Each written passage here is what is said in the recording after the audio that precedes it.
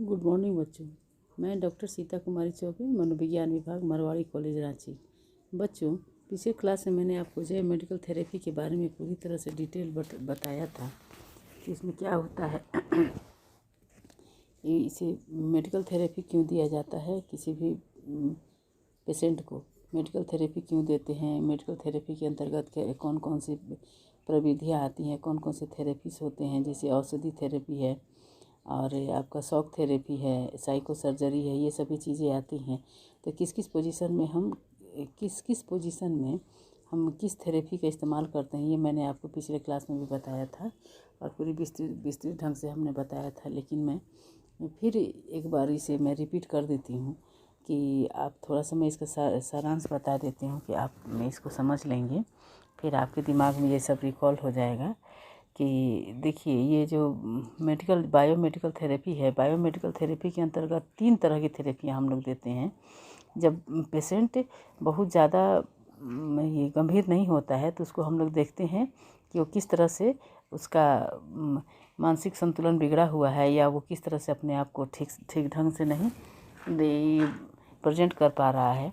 तो उसको हम लोग हल्के फुल्के औषधि को दे करके उसका उपचार कर सकते हैं, उसका ऑपरेशन कर सकते हैं, मतलब कि उसके प्रोसेस में ला सकते हैं, ताकि वो अपना क्या करेगा, अपने व्यवहार को चेंज करके वो इसमें अपने मतलब रोज़मर्रा की ज़िंदगी में वो आ सकता है।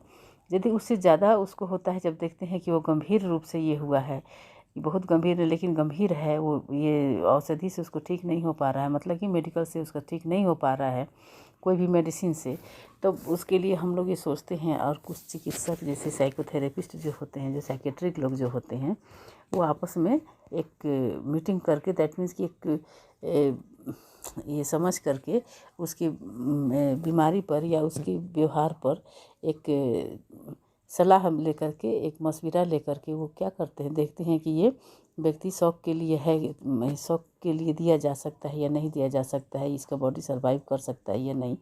तो यदि उसकी बीमारी गंभीर होती है, उसका बिहेवियर गंभीर होता है और वो अच्छी तरह से ठीक नहीं हो पा रहा है, तो उसको हम लोग क्या करते हैं, शॉक थेरेपी का इस्तेमाल करते हैं। और उसे हम लोग क्या देते हैं, बिजली का शॉक, बहुत ही कम समय के लिए, बहुत ही कम समय के लिए हम लोग उसको शॉक दे करके ठीक करना चाहते हैं। उसमें क्या होता है कि वो शॉक देने के बाद वो व्यक्ति सो जाता है, मतलब उसको बेहोशी की हालत हो जाती है, सो जाता है, ताकि उसका जो पीछे वाली बातें वो भूल जाए और जो सामने होता है वो प्रेजेंट में जो बातें होती है वो उसको याद रहे। तो इस तरह से हम लोग वो शॉक थेरेपी देकर उसको ठीक करना चाहते हैं। और जब देखते हैं, और इसके बाद थर्ड थेरेपी होता है साइको सर्जरी।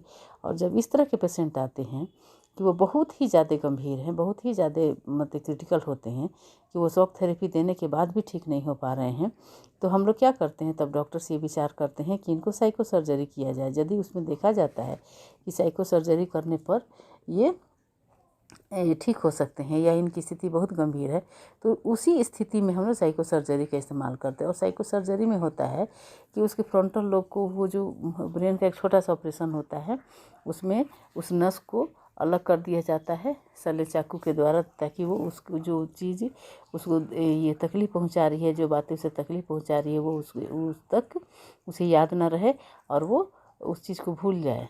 भूलने के बाद उसके बिहेवियर में चेंज आ जाए, है ना। तो ये सभी है, मैंने आपको इसके सारांश के रूप में इसे बताया है कि ये बायोमेडिकल थेरेपी में किस किस तरह के थेरेपीज आते हैं, है ना। तो ये सभी थेरेपी होते हैं जो, जब मतलब इस चीज़ को समझ लीजिए कि जब बहुत ही ज़्यादा गंभीर होता है पेशेंट, तभी उसकी साइको सर्जरी की जाती है। नहीं तो हम उसको या तो शॉक थेरेपी से, या फिर यदि नॉर्मल ही रहा, साधारण रहा, तो उसको हम लोग क्या करते हैं, मेडिकल थेरेपी से ही, मतलब औषधि से ही हम लोग उसको ठीक कर देते हैं। तो ये सब होता है किसमें, बायोमेडिकल थेरेपी में होता है। थेरेपी को हमने बहुत ही तरह से बताया है ना, इसको देख लिया। अब हम लोग देखेंगे कि मनोचिकित्सा में चंगापन, मतलब ठीक होने के, चंगापन में योगदान देने वाले कौन कौन से कारक होते हैं, जो कि हम लोग इसको देख सकते हैं और दे सकते हैं, ताकि व्यक्ति बहुत ही अच्छी तरह से वो गंभीर ना हो करके अच्छा हो जाए, वो शांत रहे और अपने बिहेवियर को अच्छे ढंग से करे, है ना। तब हम इसमें, और जो जितने भी तरह के ये चिकित्सा होते हैं, जितने भी तरह की थेरेपीज़ होते हैं, जितने तरह की चिकित्सा होते हैं, उनका कुछ ना कुछ तो साइड इफ़ेक्ट होता ही होता है। आप सभी इस बात को जानते हैं। लेकिन फिर भी यदि वो मालाडेप्टिव बिहेवियर इतना अधिक गंभीर हो जाए कि वो साधारण इलाज से या साधारण जो हमारी थेरेपीज़ होती है उससे न ठीक हो, तो उसके लिए हमें मजबूरन इस तरह का उपाय करना पड़ता है और इस तरह के हमें थेरेपी देने पड़ते हैं, ताकि व्यक्ति अपने जीवन को सही रूप से जी सके और सही रूप से अपना कार्य कर सके। इसके लिए हम लोग इन्हीं सभी तरीक़ों का इस्तेमाल करते हैं।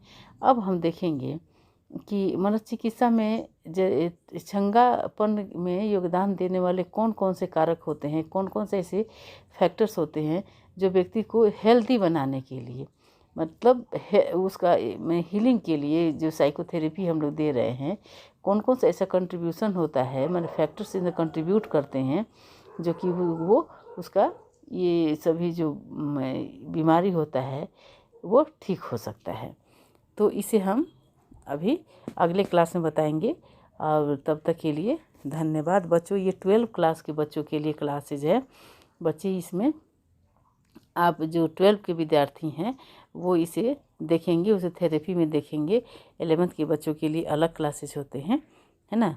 तो अभी मैं आपको 12 क्लास के बच्चों के लिए बता रही हूँ कि उनका एग्ज़ाम अभी सामने आने वाला है और ये बच्चे इस थेरेपी को अच्छे से पढ़ें, क्योंकि ये थेरेपी चैप्टर जो है काफ़ी इम्पोर्टेंट चैप्टर है और उसे एकदम एग्ज़ाम के को सामने देखते हुए आपको इसे तैयार करना है। चूँकि ये कोरोना काल है और कोरोना काल में हम लोगों ने बहुत सारी चीज़ों को एक साथ मिल करके नहीं किया और ये एक चैलेंज है, एक चुनौती है। इसी में हमें आगे बढ़ना है और इसी में हमें अपने आप को आगे लेकर के चलना है। इसीलिए हम लोग क्या कर रहे हैं कि अभी आपको मैं ये 12 क्लास के बच्चों के लिए मैं इस चीज़ को बता रही हूँ कि आप इसे ऑनलाइन क्लासेस के द्वारा ही इसे देखें और इसको पढ़ें। आज का क्लास यहीं तक। अगले क्लास में मैं आपको ये बता रही हूँ, दूसरा टॉपिक बताऊँगी। तब तक के लिए धन्यवाद।